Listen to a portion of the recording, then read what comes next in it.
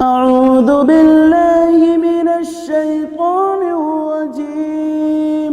بسم الله الرحمن الرحيم. يسبح لله ما في السماوات وما في الأرض الملك القدوس العزيز الحكيم. هو الذي بعث في الأميين رسولا منهم يتلو عليهم آياته ويزكيهم ويعلمهم الكتاب والحكمة وإن كانوا من قبل لفي ضلال مبين. وآخرين منهم لما يلحقوا بهم وهو العزيز الحكيم. ذلك فضل الله يؤتيه من يشاء والله ذو الفضل العظيم. مثل الذين حملوا التوراة ثم لم يحملوها كمثل الحمار يحمل أسفارا. بئس مثل القوم الذين كذبوا بآيات الله والله لا يهدي القوم الظالمين.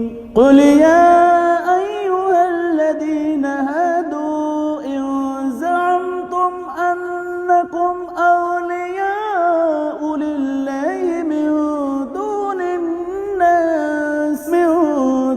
الناس فتمنوا الموت إن كنتم صادقين ولا يتمنونه أبدا بما قدمت أيديهم والله عليم بالظالمين.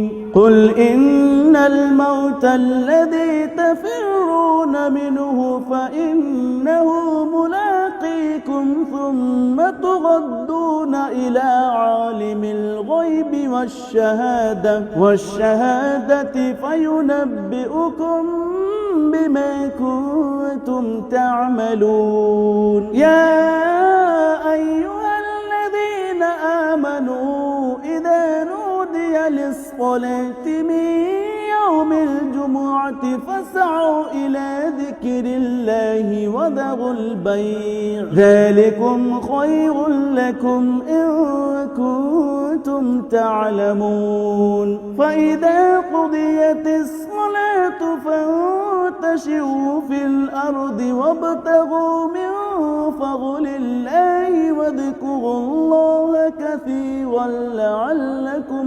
تفلحون. وإذا رأوا تجارة أو لهوا انفضوا إليها وتركوك قائما. قل ما عند الله خير من اللهو ومن التجارة والله خير الرازقين.